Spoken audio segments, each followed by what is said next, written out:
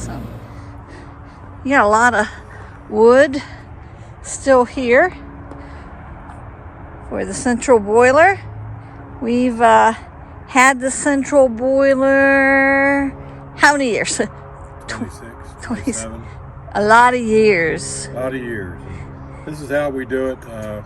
Let the Halverson get in here with no wedge, no splitting, just cut into rounds.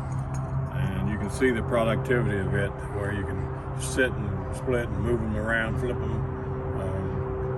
But I've got enough sitting there now to get in or get that covered up.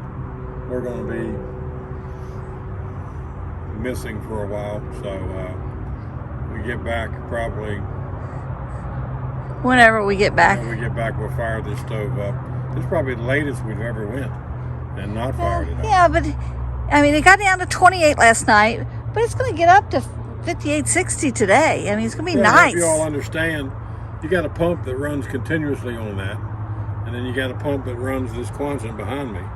We have geothermal on this house, so and the fan would run anyway with this, so it has to really be cold. Really cold. Really cold, and then risk of the Quonset freezing. But it's not as much of a risk because the camper's not going to be in the Quonset. Yeah. But we still need it, you know. Well, I don't want the paint and stuff to freeze. I never let that freeze.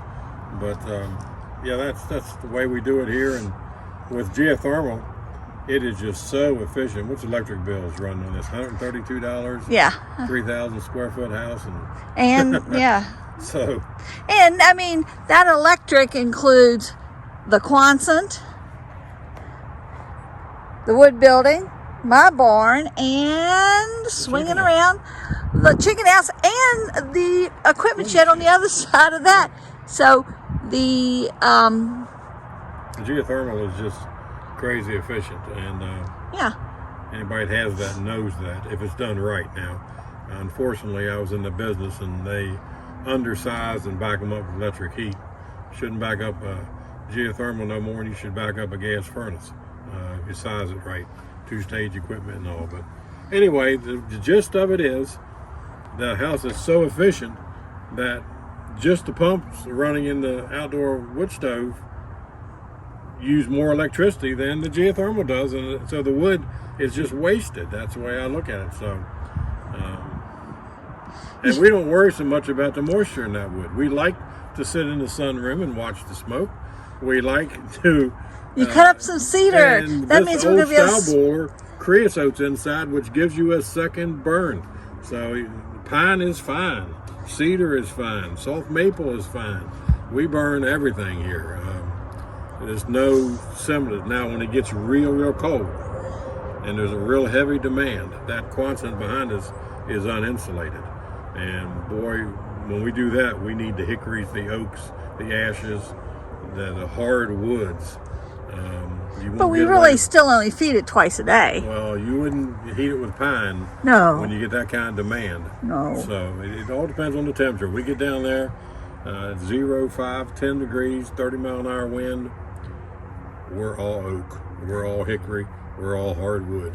And we don't have a lot of pine up here. You cut a little cedar, but that's for me to smell at night. We have a huge amount of pine. We just don't have it here. Right, we don't, yeah. We don't process it. But if we ever need to. We've got a ton of pine if we need to process it. We got a ton of ash. We got a ton of oak. So, yep. Anyway, appreciate you watching. Sitting and splitting, sitting and sawing. This is how we do it. Well, and if your back happens to be sore, this is how to be very productive without... This keeps your back from being sore. Right, without having to work a chainsaw. Well, the rest of these will probably be bucked up with the 500i. Right. Anyway, blessings, everybody. Toodles. Thanks to all new subscribers.